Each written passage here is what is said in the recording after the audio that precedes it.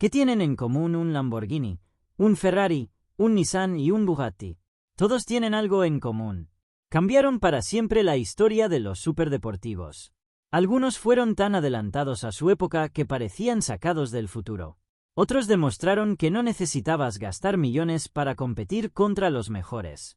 Y uno de ellos incluso consiguió superar los 400 km por hora. Estos son 7 autos que cambiaron la historia de los superdeportivos.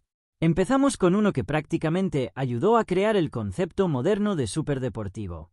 El Lamborghini Miura.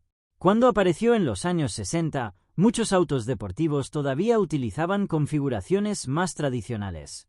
Pero Lamborghini tuvo una idea diferente: poner el motor en posición central detrás de los ocupantes. Esto permitía conseguir una distribución de peso mucho más favorable y una apariencia extremadamente agresiva. El Miura tenía un motor V12 de 3.9 litros y podía alcanzar aproximadamente 280 km por hora. Para aquella época era una auténtica locura.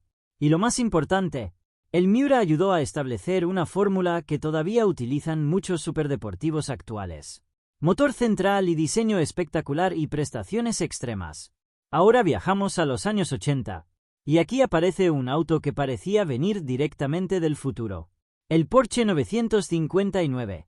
Porsche lo llenó de tecnología extremadamente avanzada para su época. Tenía tracción integral, sistemas electrónicos sofisticados y una carrocería diseñada pensando en reducir el peso y mejorar la aerodinámica. Su motor era un 6 cilindros boxer biturbo de aproximadamente 450 caballos. Pero lo impresionante no era solamente su velocidad. Era la cantidad de tecnología que Porsche consiguió meter en un automóvil de producción. El 959 demostró que un superdeportivo podía ser brutalmente rápido y al mismo tiempo estar lleno de tecnología. Ahora vamos con uno de los Ferrari más legendarios de todos los tiempos. El F40.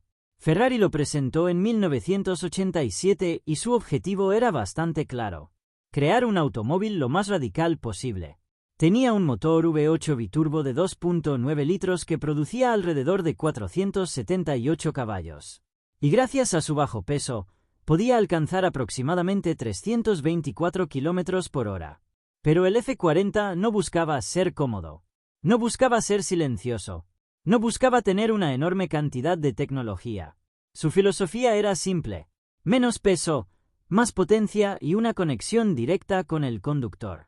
Y justamente por eso se convirtió en una leyenda. Y llegamos a uno de los autos más importantes de toda esta lista: el McLaren F1. Presentado en 1992, este automóvil llevó la ingeniería de los superdeportivos a otro nivel.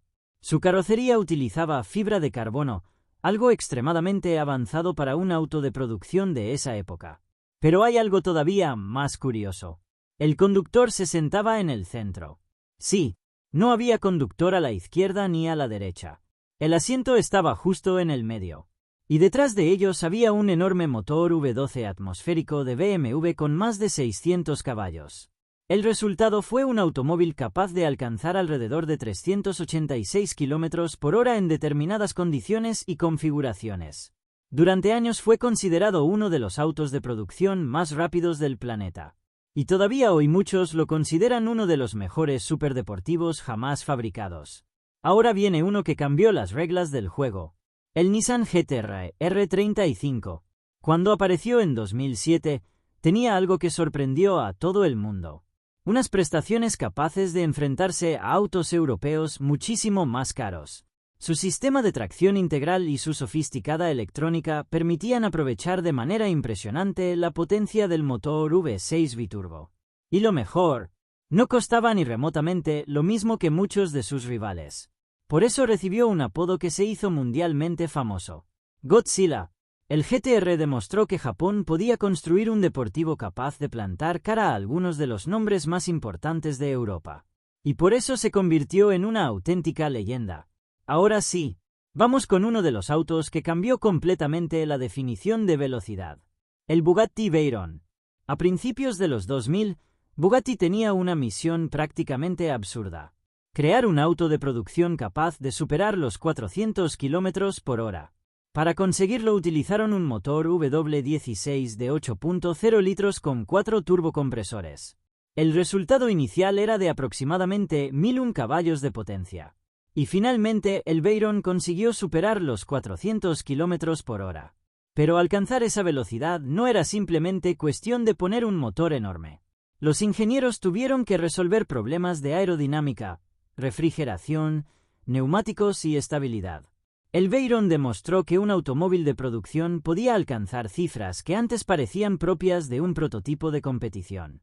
Y terminamos con una marca que decidió llevar la obsesión por la velocidad todavía más lejos.